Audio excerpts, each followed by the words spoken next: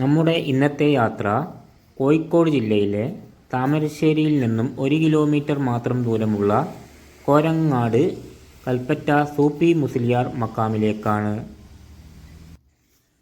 കോഴിക്കോട് നിന്നും 30 കിലോമീറ്റർ ദൂരവും വടകരയിൽ നിന്നും 50 കിലോമീറ്റർ ദൂരവുമാണ് ഈ മഖാമിലേക്കുള്ളത്.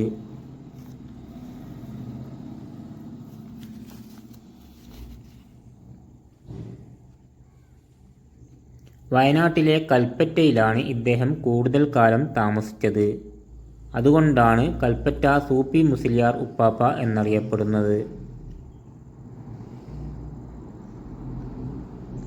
ഇദ്ദേഹം ജനിച്ചത് കുറ്റ്യാടിയിലാണ്. മരിക്കുന്നതിൻ്റെ 2.5 വർഷം മുമ്പാണ് കോരങ്ങാടേക്ക് താമസമാക്കിയത്.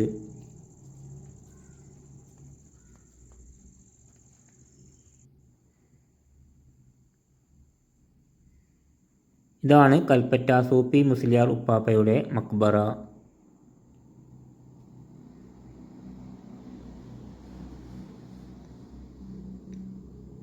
ഈ വീഡിയോ ഇവിടെ വെച്ച് അവസാനിക്കുകയാണ്.